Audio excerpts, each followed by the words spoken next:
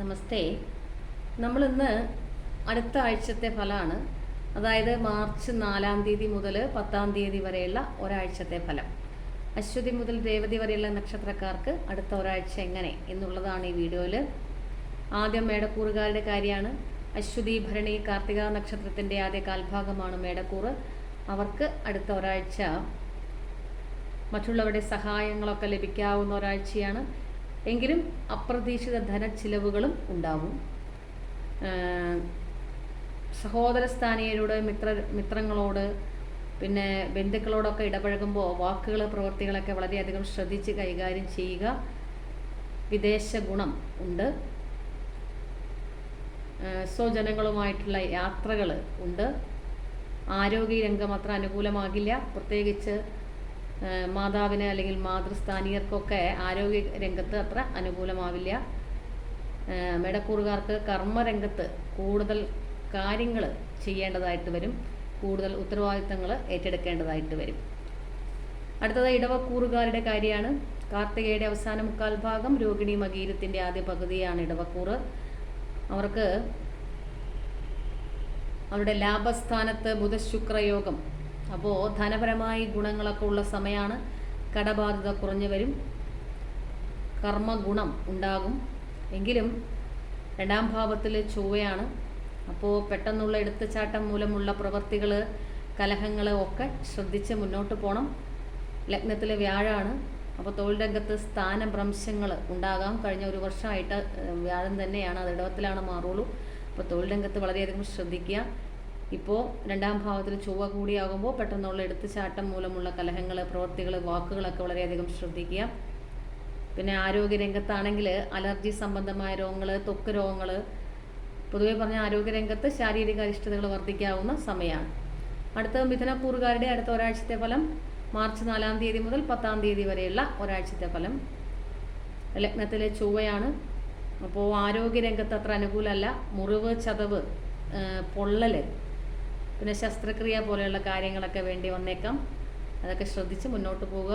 പിന്നെ ലഗ്നത്തിൽ ചൊവ്വ നിൽക്കുമ്പോൾ കലഹ സ്വഭാവം വർദ്ധിക്കും.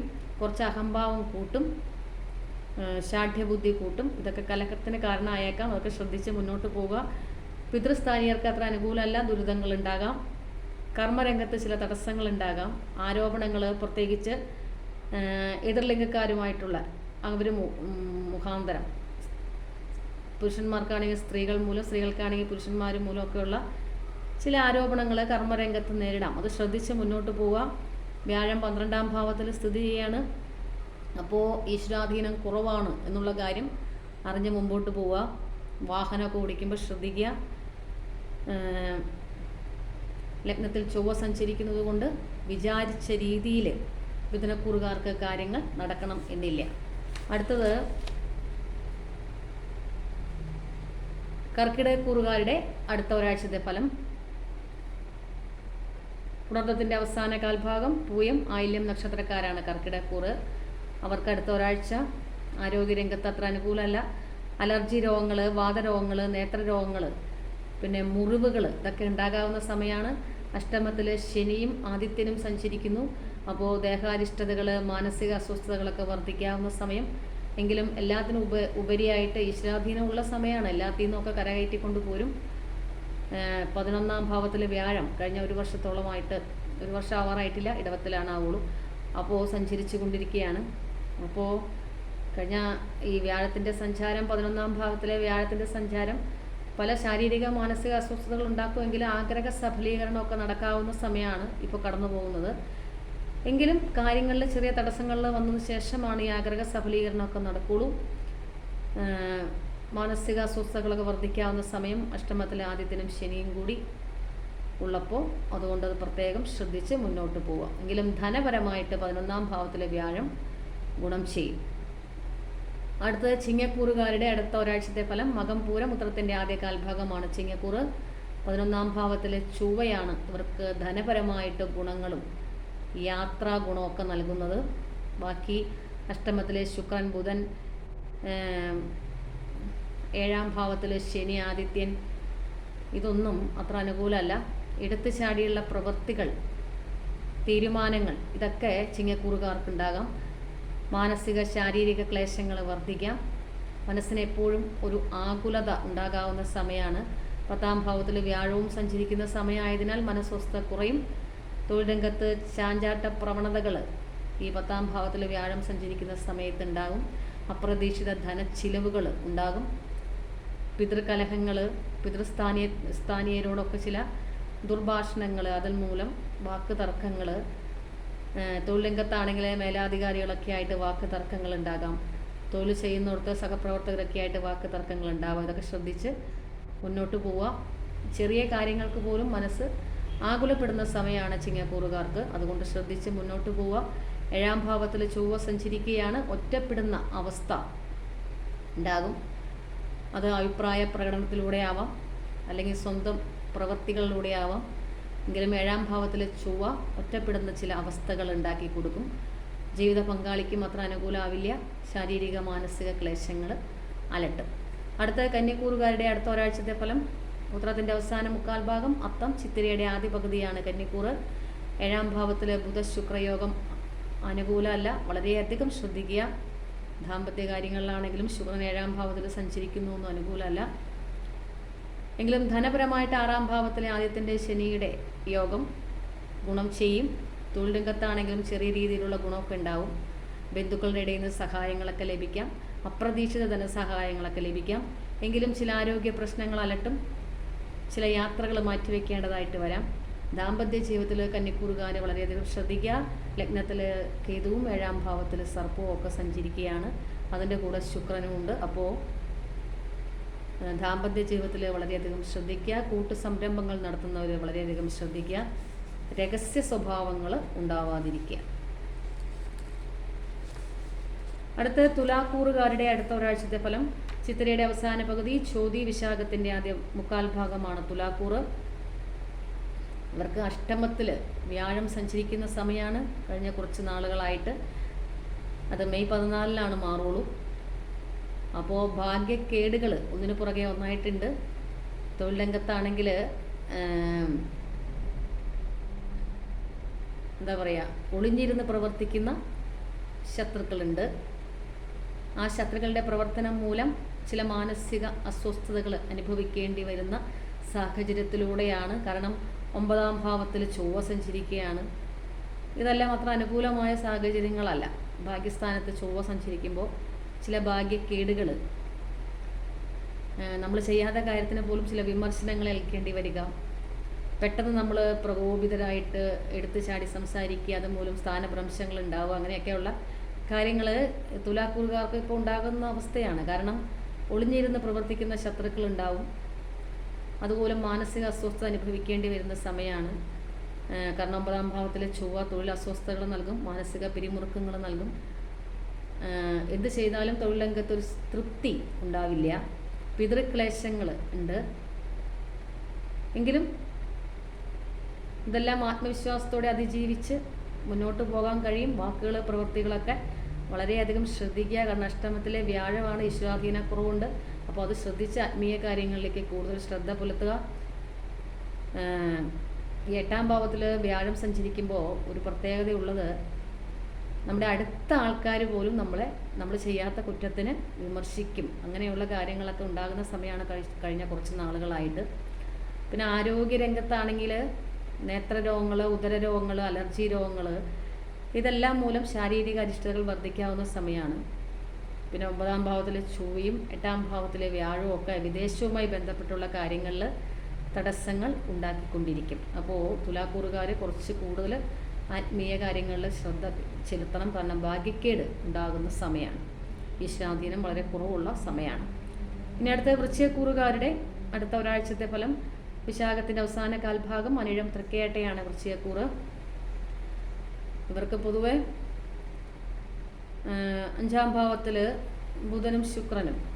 അപ്പോൾ വളരെ പ്രശ്നങ്ങളൊന്നുമില്ലാത്ത സമയമാണ്. സാമ്പത്തിക നേട്ടം, കുടുംബ സൗഖ്യം, യാത്രാഗുണം, ആത്മീയ കാര്യങ്ങളിൽ താല്പര്യമൊക്കെ ഉണ്ട്. എങ്കിലും ശ്രദ്ധിക്കേണ്ടത് അഷ്ടമത്തിൽ ചൊവ്വയാണ്. അപ്പോൾ സഹോദര സ്ഥാനീയർക്ക് ചില ക്ലേശങ്ങൾ, പിന്നെ നമുക്കാണെങ്കിൽ തന്നെ തൊഴിൽ രംഗത്ത് ചില ശത്രു പീഡകൾ, അതുമൂലം പെട്ടെന്നുള്ള വാക്ക് തർക്കങ്ങൾ, ഇതൊക്കെ അഷ്ടമത്തിൽ ചൊവ്വ സഞ്ചരിക്കുക ഉണ്ടാകാം. അതുകൊണ്ട് അത് വളരെയധികം ശ്രദ്ധിച്ച് വേണം മുന്നോട്ട് പോകാൻ. അഞ്ചാം ഭാവത്തിൽ ബുധൻ സഞ്ചരിക്കുന്നു. ഉറ്റവരൊക്കെ ആയിട്ട് വേർപിരിഞ്ഞ് നിൽക്കേണ്ടി വരാം. ആരോഗ്യരംഗത്താണെങ്കിൽ വാതരോഗങ്ങൾ അലട്ടാം, ഹൃദ്രോഗം പോലുള്ള കാര്യങ്ങൾ ഉണ്ടാവാം. അങ്ങനെയുള്ളവർ കൂടുതൽ ശ്രദ്ധിക്കുക. നേത്രരോഗങ്ങൾ വന്നുപെടാം. അങ്ങനെയുള്ള കാര്യങ്ങളൊക്കെ ഇപ്പോൾ വരാം. അടുത്തത് ധനുക്കൂറുകാരുടെ അടുത്ത ഒരാഴ്ചത്തെ ഫലം.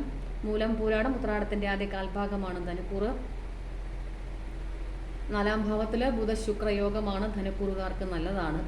ധനലാഭവും ഉണ്ടായിരുന്ന കടബാധ്യതകളൊക്കെ കുറയുന്ന സമയവും വിമർശനങ്ങൾ കുറയുന്ന സമയം, അംഗീകാരങ്ങൾ കിട്ടാവുന്ന സമയമൊക്കെയാണ് 4-ാം ഭാവത്തിലെ ബുധൻ്റെയും ശുക്രൻ്റെയും യോഗം. പിന്നെ ശ്രദ്ധിക്കേണ്ടത് 7-ൽ ഇപ്പോഴും ചൊവ്വ സഞ്ചരിച്ചു കൊണ്ടിരിക്കുകയാണ്. ശത്രുക്കൾ മൂലമുള്ള ഭയമുണ്ട്, അവർ മൂലമുള്ള മനക്ലേശമുണ്ട്. ഇതൊക്കെ അലട്ടിക്കൊണ്ടിരിക്കുകയാണ്. ഇതൊന്നും ഇവരെ വിട്ടൊഴിയുന്ന സമയമായിട്ടില്ല. 4-ാം ഭാവത്തിൽ സർപ്പമാണ്. കുടുംബഭാവത്തിൽ സർപ്പം സഞ്ചരിക്കുമ്പോൾ കുടുംബത്തിൽ തന്നെ ചില വിമർശനങ്ങൾ, ഒറ്റപ്പെടുന്ന അവസ്ഥ ഇതൊക്കെ ഉണ്ടാകാം. അതൊക്കെ ശ്രദ്ധിച്ച് മുന്നോട്ട് പോവുക. ആരോഗ്യരംഗത്താണെങ്കിൽ ഉദരസംബന്ധമായ രോഗങ്ങൾ അലട്ടാം, അലർജി സംബന്ധമായ രോഗങ്ങൾ അലട്ടാം. പിന്നെ മാതാവിന് അത്ര ആരോഗ്യപരമായിട്ട് അനുകൂലമല്ല. മാതാവിന് മനസ്വസ്ഥത കുറയും, ആരോഗ്യ പ്രശ്നങ്ങൾ ഉണ്ടാകും. പിന്നെ അടുത്തത് മകരക്കൂറുകാരുടെ അടുത്ത ഒരാഴ്ചത്തെ ഫലം. ഉത്രാടത്തിൻ്റെ അവസാന 3/4 ഭാഗം, തിരുവോണം, അവിട്ടത്തിൻ്റെ ആദ്യ പകുതിയാണ് മകരക്കൂറ്. ഇവർക്ക് അലസത കൂടാവുന്ന സമയമാണ്. കർമ്മരംഗത്ത് ചില തടസ്സങ്ങളൊക്കെ വരാം. എങ്കിലും പുതിയ പ്രവർത്തന ശൈലിയും അതുമൂലം സാമ്പത്തിക ഗുണമൊക്കെ ഉണ്ടാകുന്ന സമയത്തിലൂടെ തന്നെയാണ് കടന്നു പോകുന്നത്. കാരണം 5-ാം ഭാവത്തിൽ വ്യാഴം, പൂർവ്വപുണ്യസ്ഥാനത്ത് വ്യാഴം സഞ്ചരിക്കുമ്പോൾ ഒരു ഭാഗ്യമുള്ള സമയമാണ് ഇവർക്ക്, മകരക്കൂറുകാർക്ക്. എങ്കിലും ചില ദൃഢനിശ്ചയം, പിടിവാശി ഇതൊക്കെ മറ്റുള്ളവരിൽ നിന്ന് വേർപിരിഞ്ഞ് നിൽക്കാനുള്ള ഒരു മാനസികാവസ്ഥയും ഉണ്ടാക്കിത്തരും. പുതിയ ചില സൗഹൃദങ്ങൾ വന്നുപെടാം. പെട്ടെന്നുള്ള തീരുമാനങ്ങൾ, പ്രവൃത്തികൾ ഒക്കെ ഉണ്ടാകാം. യാത്രകൾ ഉണ്ടാകാം. അതുമൂലം ചിലവ് വർദ്ധിക്കാം. ഉറ്റവരൊക്കെ ആയിട്ട് ചില വാക്ക് തർക്കങ്ങൾ ഉണ്ടാകാം. മാതാവിന് അത്ര അനുകൂലമാകില്ല. സഹോദരസ്ഥാനീയർക്കും അത്ര അനുകൂലമാകില്ല. അവരുമായിട്ടൊക്കെ ഉള്ള സംസാരം, വാക്കുകൾ, പ്രവൃത്തികളൊക്കെ വളരെ ശ്രദ്ധിച്ച് മുന്നോട്ട് പോവുക. ആരോഗ്യരംഗത്താണെങ്കിൽ ഉദരസംബന്ധമായ രോഗങ്ങൾ അലട്ടാം, അലർജി സംബന്ധമായ രോഗങ്ങൾ അലട്ടാം, ശ്വാസകോശ സംബന്ധമായ രോഗങ്ങളൊക്കെ അലട്ടാം. ഇതുമൂലം ആശുപത്രി വാസമൊക്കെ വേണ്ടി വന്നേക്കാം. ഇനി അടുത്ത കുംഭക്കൂറുകാരുടെ അടുത്ത ഒരാഴ്ചത്തെ ഫലമാണ്. അവിട്ടത്തിൻ്റെ അവസാന പകുതി, ചതയം, പുരുട്ടാതിയുടെ ആദ്യ 3/4 ഭാഗമാണ് കുംഭക്കൂറ്. അവരുടെ 2-ാം ഭാവത്തിൽ സർപ്പമാണ് ഇപ്പോൾ സഞ്ചരിച്ചു കൊണ്ടിരിക്കുന്നത്. അപ്പോൾ വാക്കുകൾ, പ്രവൃത്തികളൊക്കെ വളരെയധികം ശ്രദ്ധിക്കുക. എങ്കിലും ഇപ്പോൾ 2-ാം ഭാവത്തിൽ ബുധ ശുക്ര യോഗം കൂടി ഉള്ളതിനാൽ അത് ഗുണം ചെയ്യും. ധനപരമായിട്ട് ഗുണമാണ്, കർമ്മരംഗത്ത് ഗുണമാണ്, അംഗീകാരങ്ങളൊക്കെ കിട്ടും. മേലാധികാരികളുടെ പ്രശംസയൊക്കെ ഏൽക്കേണ്ടി വരുന്ന സമയമാണ്. അതിനൊക്കെയുള്ള യോഗമുള്ള സമയമാണ്. ധനപരമായിട്ട് ഗുണമാണ്. എങ്കിലും പെട്ടെന്നുള്ള എടുത്തുചാടിയുള്ള സംസാരം വളരെയധികം ശ്രദ്ധിക്കണം. 2-ാം ഭാവത്തിൽ സർപ്പമാണ്. അതിൽ ബുധശുക്രന്മാരുണ്ടെങ്കിലും പെട്ടെന്നുള്ള ചില പ്രകോപനങ്ങൾ ചിലപ്പോൾ നമ്മളെ സ്ഥാനഭ്രംശത്തിന് തന്നെ ഇടയാക്കിയേക്കാം. അതൊക്കെ ശ്രദ്ധിക്കുക. 5-ാം ഭാവത്തിൽ ചൊവ്വ സഞ്ചരിക്കുകയാണ് പൂർവ്വപുണ്യസ്ഥാനത്ത്. അത് ഭാഗ്യക്കേടാണ്. അതുകൊണ്ടാണ് ഞാൻ പറഞ്ഞത് വാക്കുകളൊക്കെ വളരെയധികം ശ്രദ്ധിക്കണം. മറ്റുള്ളവരുടെ അംഗീകാരങ്ങളും പ്രശംസയൊക്കെ ഏൽക്കുമ്പോഴും നമ്മളായി തന്നെ സ്വയം മനസ്സിലാക്കി ജീവിച്ച് മുന്നോട്ട് പോവുക. പിന്നെ ഈ 5-ാം ഭാവത്തിൽ ചൊവ്വ സഞ്ചരിക്കുമ്പോൾ കാര്യങ്ങളിലൊക്കെ ഒരു തടസ്സങ്ങൾ വരുത്താം.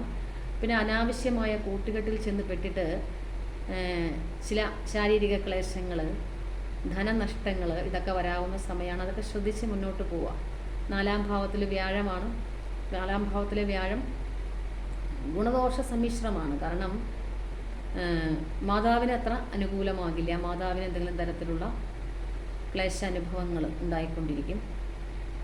പിന്നെ 5-ാം ഭാവത്തിലെ ചൊവ്വ സഞ്ചരിക്കുമ്പോൾ സന്താനങ്ങൾക്ക് എന്തെങ്കിലും തരത്തിലുള്ള രോഗാരിഷ്ടതകൾ, അവർക്ക് വേണ്ടിയിട്ടുള്ള ധനച്ചിലവുകൾ ഇതൊക്കെ ഉണ്ടാകും.